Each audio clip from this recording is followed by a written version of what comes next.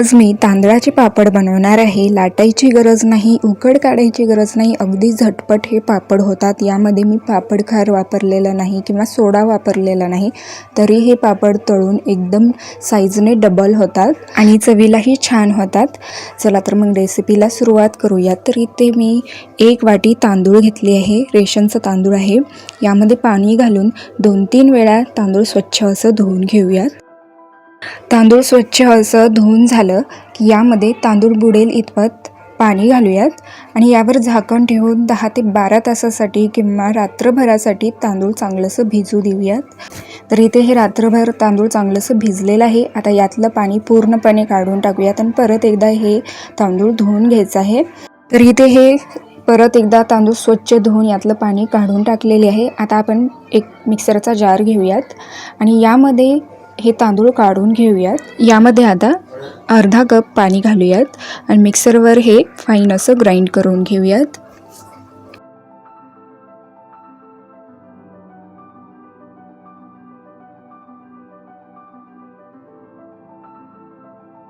तर इथे हे तांदूळ बारीक करून घेतलेले आहे।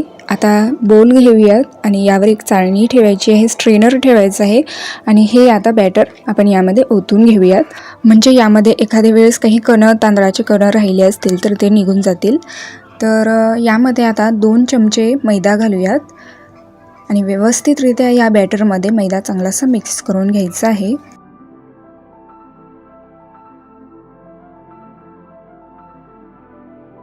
तर इथे हे व्यवस्थित असं मिक्स करून झालेलं आहे, पण याची कन्सिस्टन्सी मला थोडं थिक वाटत आहे, म्हणून यामध्ये अजून मी पाव कप पाणी घातलेले आहे।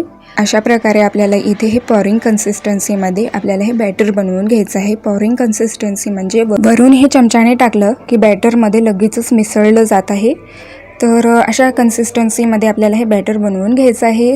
बॅटर बनवण्यासाठी इथे हे 1 कपभर पाणी घेतले होते, तर यातलं वापर होऊन पाव कप पाणी उरलेलं आहे, म्हणजे पाऊण कप पाण्याचा इथे वापर झालेला आहे। पापडला अजून चांगला असं टेस्ट येण्यासाठी आपण यामध्ये काही साहित्य घालूयात। अर्धा चमचा जिरे घालूयात आणि यामध्ये आता लाल सुकी मिरची घालूयात। तर इथे हे सुकी मिरची थोडंसं ओबडधोबड कुटून घेतलेले आहे। बारीक चिरलेली कोथिंबीर आणि चवीनुसार यामध्ये मीठ घालायचं आहे आणि व्यवस्थितरित्या आपण हे सर्व या बॅटरमध्ये मिक्स करून घेऊयात। तर इथे हे पापडसाठी बॅटर बनवून झालेलं आहे। आता आपण पापड बनवून घेऊयात। तर इथे एक प्लेट घेतली आहे आणि प्लेटला मी हे तेल थोडंसं लावून घेतलेलं आहे, म्हणजे नंतर पापड सहजरित्या निघतील। आणि 1-2 चमचे आपण हे बॅटर या प्लेटवर ओतून घेऊयात आणि अशा प्रकारे आपल्याला हे बॅटर हे प्लेटमध्ये पसरवून घ्यायचं आहे। याच प्रकारे दुसऱ्या प्लेटमध्येही आपण हे बॅटर ओतून घेऊयात। प्लेटला थोडंसं तेल लावून घेतलेलं आहे, 2 चमचे बॅटर प्लेटमध्ये ओतून घेऊयात आणि अशा प्रकारे हे बॅटर या प्लेटमध्ये पसरवून घ्यायचं आहे। तर असेच आपल्याला 2-3 प्लेटमध्ये हे बॅटर ओतून ठेवायचं आहे, म्हणजे पटपट आपल्याला याचे पापड बनवता येतात। तर गॅसवर एक कढई ठेवली आहे, यामध्ये 2 ग्लास पाणी टाकलेले आहे। यावर आता एक अशा प्रकारची जाळी किंवा स्ट्रेनर ठेवायचं आहे आणि यामध्ये आपण हे प्लेट ठेवून यावर झाकण ठेवूयात आणि 20-25 सेकंदासाठी आपण हे स्टीम करून घेऊयात। स्टीमर जर मोठा असेल किंवा छोटे छोटे असे प्लेट असतील तर एकदा 4-5 प्लेट स्टीम करण्यासाठी ठेवलं तर पटपट आपले हे पापड बनवून होतात। तर इथे हे पापड चांगलंसं स्टीम झालेलं आहे। या प्लेटला पूर्णपणे थंड करून घेऊया, थंड पाण्यामध्ये ठेवून पूर्णपणे थंड झाल्यावरच यातला पापड काढायचा आहे, म्हणजे सहजरित्या हे पापड निघतं।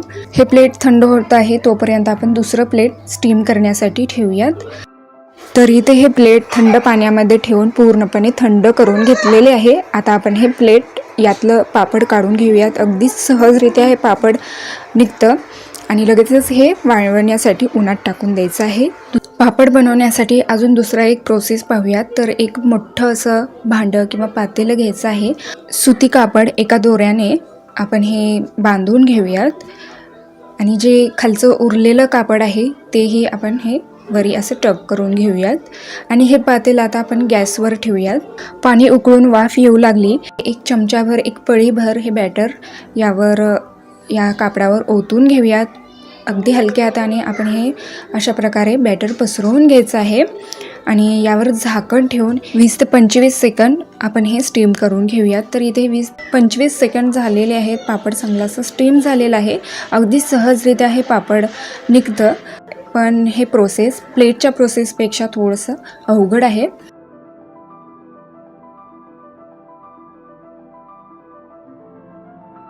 पापड सर्व बनवून झाले की उन्हामध्ये अशा प्रकारे वाळवायला टाकायचं आहे. एक बाजू थोडंसं वाळल्यासारखं झालं की पलटून दुसरी बाजूही आपल्याला हे चांगलंसं वाळवून घ्यायचं आहे.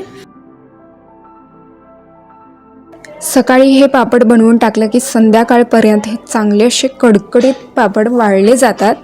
तर इथे हे पापड बनवून झालेलं आहे.